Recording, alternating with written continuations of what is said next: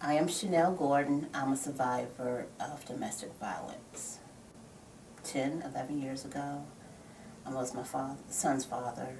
It started out as verbal and emotional. It became physical when I got pregnant with our son. He would never hit me in front of anyone, and when he hit me, like it's in my head or where people won't see it. He never even hit me in front of my daughter, who's not his. It got to the point where after I had my son, even if I just went out the house and came back, I had to be with someone else. And it was to the point where I was like, I can't do this no more. I don't want my son to be around this type of environment, and I don't want my daughter to think it's okay to deal with. So my son was like 3 months old. I decided that I can't do this anymore, and I just left and stayed with my parents. We were there for 4 years. 4 years in a one bedroom, me and my kids sharing my parents' house until I had bought my house, and that's it. And I've never looked back after that. And I was like, I would never consider myself a victim ever again in any way, shape, or form. I don't even consider myself a survivor. I consider myself a warrior, because now I'm in the phase of fighting to eradicate domestic violence as much as I can for anyone else. So, during the time of the violence, honestly, it's protecting him. Finding a way to help him. You know, it's more so of, I know he has a problem, and if I do this, if I do that, I can help him get over his problem. And that was my main thing of helping him. Knowing that he has a problem, I didn't see it as, okay, you're putting yourself into a very bad situation, because it got so bad in my 8th month of my pregnancy, I started having anxiety attacks from it. I just told people it was stress at work and stuff like that. I still didn't let no one know what was going on at home. The doctor wanted me to put me on medication, and I was like, no, because it's going to affect my baby. But that's when I started getting counseling. And counseling helped me understand that it's not about him. I can't do anything to fix him. I can't do anything really to help him.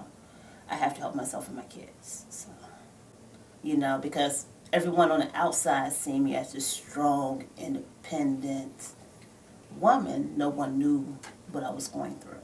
So, yeah. Did you feel like you had to keep up that appearance of being this strong, independent woman? Yes. And why did you feel like that? Because that's my role I've always had in life, as being the strong one. Even in my family, I've always been the strongest. You know, I've always been the one that holds everyone else down. You know, I was like, if I let it out, everything else is going to crumble. You know, and like I said, I was still into, I have to protect him. I have to help him. So I was like, that's not going to help. You know, I'll find a way to get us through this, not realizing that he has his own issues. You cannot fix him. He has to fix himself. So, you're not alone in this, and that was one of my things, feeling alone. You're not alone. Once you speak out, you will see there's so many other people around you that you would even think of who can be there for you. Mm-hmm. Your mother, she had showed me the calendar. She had told me about your organization, and she had asked me, did I know anyone who was a cancer or domestic violence survivor? And I was like, I am. She was thinking cancer. I was like, no. I said domestic violence, and I had told her my story. And that was the best thing that I could have done, because that was the first time I really spoke out to someone outside of my family, mm-hmm. and my immediate network of people. And it was so empowering. And I was like, I have to be a part of this organization. I don't care what. The beauty that God has bestowed upon you, just your naturalness, is what's inside of you. It's not the physical, it's your spirit. you know, and that's something that no one really can take from you. That's bestowed upon you from God. So you will always be beautiful. It's just that raw nakedness, just what's within you. Mm-hmm. To know that they can heal and they can move forward, and that they don't have to continue to the cycle of being a victim. They can move beyond that. You can beyond being a victim to the survivor, to where I say the next level of the survivor is being a warrior. That you really can move on. This is not defined you. This is not the end of your road, and this is not where God wants you to stop at. To move forward and pull someone else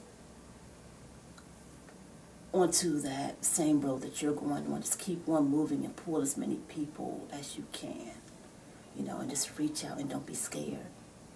Don't be scared, because as long as you're scared and you're being silent, domestic violence is winning, and you don't want it to win. So that's what I hope they get out of it. I am Chanel Gordon, a Raw Beauty Ambassador, and I am RB proud.